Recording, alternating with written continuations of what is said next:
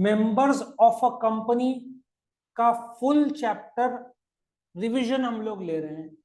कौन सा क्वेश्चन कितने मार्क का है ये सब मैं बताऊंगा। नाउ मेंबर्स पर ये चैप्टर है, ठीक है।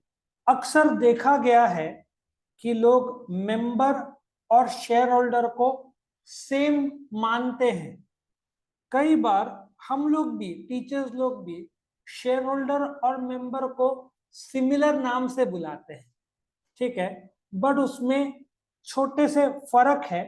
वो क्या है हम देखते हैं। पहले तो हम समझेंगे कि सिंपल सी भाषा में आप एक मेंबर कैसे बनते हो। वो समझने के लिए एक कंपनी है, ठीक है। Let us take Reliance Industries Limited. उसका 1 शेयर भी आपने खरीदा, 1 शेयर, तो भी आप शेयर होल्डर बन जाओगे, ठीक है। बट एक आदमी बोलता है कि भाई मैं मेंबर बन जाऊंगा। तो शेयर होल्डर और मेंबर में क्या फर्क है वो हम देखते हैं। पहला जो क्वेश्चन है, ठीक है। तो मेंबर और शेयर होल्डर में फर्क है। जो signatories to the memorandum of association है, वो लोग they become members of the company. ये बताने के लिए मैं आपको लाइव रिलायंस इंडस्ट्रीज लिमिटेड का जो सिग्नेटरीज है उधर आपको ले जा रहा हूं। कहां पे? रिलायंस इंडस्ट्रीज लिमिटेड के जो सिग्नेटरीज है वो मैं आपको बता रहा हूँ। ये जो साइन करते हैं, अब ये रिलायंस का, ओरिजिनल रिलायंस इंडस्ट्रीज लिमिटेड का मेमोरेंडम ऑफ एसोसिएशन है, ठीक है। अब डू यू एग्री, रिलायंस एक पब्लिक लिमिटेड कंपनी है, तो उसमें कितने लोग साइन करेंगे? 7 लोग। ये देखो, ये 7 लोग, ये 7 लोग के नाम के सामने साइन करना पड़ेगा। ये जैसे ही साइन किया, इधर क्या लिखा है? वर्ड क्या है? ये सब्सक्राइबर शेयर होल्डर नहीं है, मेंबर माना जाए। जो सिग्नेटरीज है टू द मेमोरेंडम वो क्या माने जाएंगे? मेंबर्स माने जाएंगे, शेयर होल्डर्स नहीं। क्योंकि अभी तक उनको शेयर्स अलॉट नहीं किया है। तो उन्होंने बोला है कि हम खरीदेंगे, इसके बाद ये लोग कंपनी को पैसा देंगे, उसके बाद प्रोसीजर आगे बढ़ेगा, ठीक है। ऐसे अलग अलग केस है।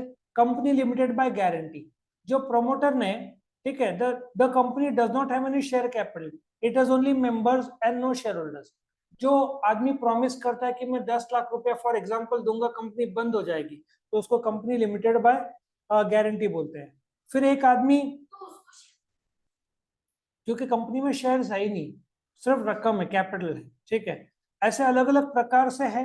अच्छा, एक और है मेंबर बाय एस्टॉपल। एक आदमी, इफ अ पर्सन अपने आप को मेंबर बोलता है, ठीक है, ठीक है, और धोखा देता है, सबको बोलता है कि मैं मेंबर हूं, और गलती से उसका नाम रजिस्टर ऑफ मेंबर्स। अब ये रजिस्टर ऑफ मेंबर्स क्या होता है? अभी मैं लाइव केस बताता हूँ। आपने रिलायंस का 1 शेयर खरीदा। टेल मी, आप लोग का कॉलेज में अटेंडेंस रजिस्टर नहीं रहता? उसमें नाम रहता है। तो रिलायंस में जितने मेंबर्स हैं उसको कंपलसरी एक मेंबर रखना पड़ेगा एट द हेड ऑफिस। उसको क्या बोलते हैं? Register of members. Register of members में आपका नाम दर्ज कर दिया तो आप क्या बन जाएंगे? मेंबर बन जाएंगे। और दर्ज नहीं किया, उसको 1-2 दिन लगता है प्रोसीजर को पूरा होने, तब तक आप क्या रहोगे? शेयर होल्डर रहोगे। क्वेश्चन?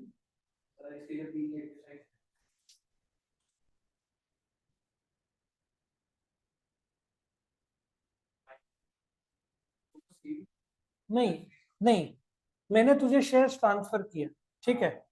अभी let us take an example. एक क्वेश्चन ऐसा है कि दोनों इंटरचेंजेबल टर्म्स है, फर्क क्या है? लेट अस एज्यूम कि तू ए है, मैं बी हूं। तूने मुझे शेयर्स दिया, मैंने तुझे पेमेंट किया, लेकिन इसको 1-2 दिन लगता है। तेरा नाम रजिस्टर में है, तूने मुझे चेक दिया, एक्चुअली मैं मेंबर बन गया हूं ना, क्योंकि मैंने तेरे से शेयर खरीदा। आज की तारीख 5 फरवरी है। ये प्रोसीजर पूरा होने को 2 दिन लगेगा कम से कम। तो 2 दिन तू मेंबर में, तेरा नाम अभी तक है तो तू मेंबर रहेगा, मैं शेयर होल्डर रहूंगा। 2 दिन बाद तेरा नाम कट जाएगा और मेरा नाम आएगा, तभी मैं मेंबर बनूंगा। समझ में आया? नहीं, जब तूने शेयर्स बेचा तो तेरे डीमैट अकाउंट से निकल जाएंगे। लेकिन डीमैट अकाउंट से निकल जाएंगे, लेकिन कंपनी का रजिस्टर में अभी तक नाम मौजूद है। तूने जब एडमिशन कैंसिल किया तो कॉलेज का लाइब्रेरी का रजिस्टर ये सब जगह चेंज करना पड़ता है ना। जब तक चेंज नहीं किया तब तक लाइब्रेरियन तो तेरे को स्टूडेंट समझेगा, वो वाली बात। तो जब तक ये प्रोसीजर पूरा नहीं होता, रजिस्टर में नाम चेंज नहीं होता, तब तक तू मेंबर रहेगा, मैं शेयर होल्डर। जो सब्सक्राइबर है, पहला पॉइंट क्या था, जो भी साइन करते हैं मेमोरेंडम वो शेयर होल्डर रहेंगे ही नहीं, वो मेंबर रहेंगे। बेसिकली टर्म इंटरचेंजेबल है। एज टीचर मैं भी सेम ही यूज करता हूँ इंटरचेंजेबल, लेकिन कुछ बारीक ऐसे जगह है जहां पे मेंबर और शेयर होल्डर में फर्क माना जाता है। हाँ,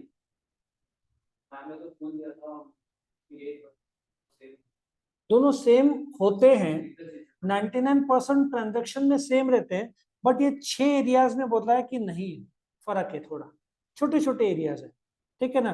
ट्रांसमिशन में सपोजिटली यही एग्जांपल लेता हूं, ए की डेथ हो गई है, उसकी वाइफ बी अप्लाई करेगी ना, मेरे नाम शेयर कर दो, तो ये प्रोसीजर को टाइम लगता है, जब तक कंपनी को थोड़ी पता, वाइफ को अप्लाई करना पड़ेगा। ए का नाम तो रजिस्टर में मौजूद है, तो ए मेंबर है, बी शेयर होल्डर है।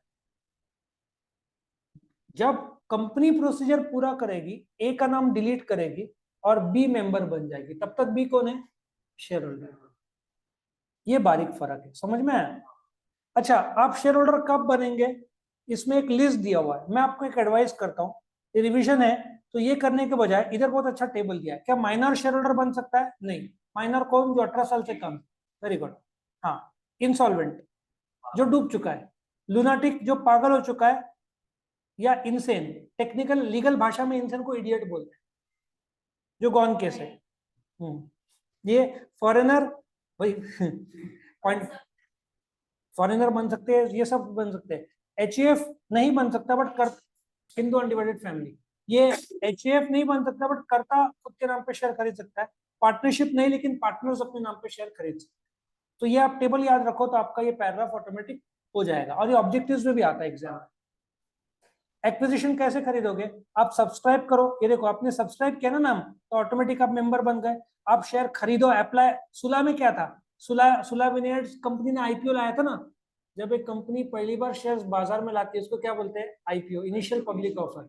आपने अप्लाई किया और आपको शेयर मिला, तो आप मेंबर बन जाओगे। इलेक्ट्रॉनिक फॉर्म में नहीं, वो तो बाद में खरीदेंगे, अभी उन्होंने ऑफर दिया, हम खरीदेंगे, बाद में पेमेंट करें। क्योंकि तू कितने नाम डालेगा, रजिस्ट्रेशन के लिए कितने नाम की जरूरत है, 7 नाम की जरूरत है ना, इसलिए उन्होंने रजिस्ट्रेशन के लिए मिनिमम 7 लोग है, 7 लोग नहीं। पहले फर्क देख, तुझे कंपनी रजिस्टर करना है, कितने लोग है, 7 लोग। सपोजिटली 100 करोड़ से उन्होंने शुरू किया, अब ये 100 करोड़ के शेयर्स शेयर बाजार में आ जाएंगे, कुछ शेयर्स खरीदी बिक्री चालू होगा, तो बढ़ते जाएगा ना आंकड़ा फिर। तो ये 7 लोग सिर्फ रजिस्ट्रेशन के लिए जरूरी है, जो मेमोरेंडम के लिए यूज कर, रैंडमली नहीं, ये इनके ही क्लोज एसोसिएट्स होंगे, ऐसे किसी को नहीं बनाते, इनके रिश्तेदार और फ्रेंड्स होंगे। जो रिलायंस के साथ लोग हैं वो उनके खासम खास होंगे, ऐसे थोड़ी किसी को भी पकड़ेंगे, इनके खासम खास जो भी है ना, पाई ये सब इनका रिलायंस में होल्ड होगा, या रिलेटिव्स होंगे, या दबदबा होगा, ऐसे ही कोई नहीं देते शेयर किसी को, ठीक है।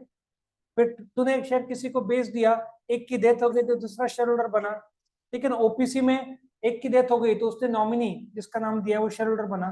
टर्मिनेशन कब, एक बात बताओ, तुम्हारा एडमिशन कब कैंसिल होगा, जब तुमने छोड़ दिया कॉलेज, जब तुमने शेयर बेच दिए, या डेथ हो गई, या कंपनी ने बायबैक किया, तुमको बोला शेयर बेच रहे हो क्या, तुमने दे दिया शेयर, तुमने पूरा पैसा दिया नहीं, कंपनी ने तुम्हारे शेयर जब्त कर लिए। समझ में आ रहा है, कॉमन सेंस है। तुमने शेयर्स खरीदा, तुम शेयर होल्डर बने, लेकिन तुमने शेयर्स बेच दिया तो तुम शेयर होल्डर नहीं रहे, वो वाली बात है। तुमने शेयर्स गिरवी रखा और वो तुमने पैसा नहीं भरा, बैंक ने वो शेयर्स बेच दिए, तो तुम शेयर होल्डर नहीं रहे। ऐसे अलग अलग केसेस है। तुम्हारे राइट्स क्या है, तुम कंपनी के बुक्स एंड डॉक्यूमेंट्स कभी भी देख सकते हो, एक्सेप्ट जर्नल एंड लेजर। तुम सिर्फ फाइनल अकाउंट्स देख सकते हो, डे टू डे जर्नल और लेजर नहीं देख सकते, ठीक है। तुम कॉर्पोरेट डिसीजन, कंपनी का डायरेक्टर्स, फाइनल अकाउंट, सिर्फ फाइनल अकाउंट। फाइनल अकाउंट साल में एक बार ही प्रिपेयर होता है, मार्च के बाद, वैसे क्वार्टरली बनता है, लेकिन एनुअल की बात कर रहा हूँ, ठीक है। Right to make fundamental corporate decision, company का शेयर कैपिटल बढ़ाना है घटाना है, डायरेक्टर्स को अपॉइंट करना है नहीं करना है, डिविडेंड देना है नहीं देना है, ये सब। जनरल मीटिंग में पार्टिसिपेट करना, डायरेक्टर को हटाना है, ऑडिटर को अपॉइंट करना है हटाना है, तो डिविडेंड मिलना है, ऐसे सब राइट्स है तुम्हारे।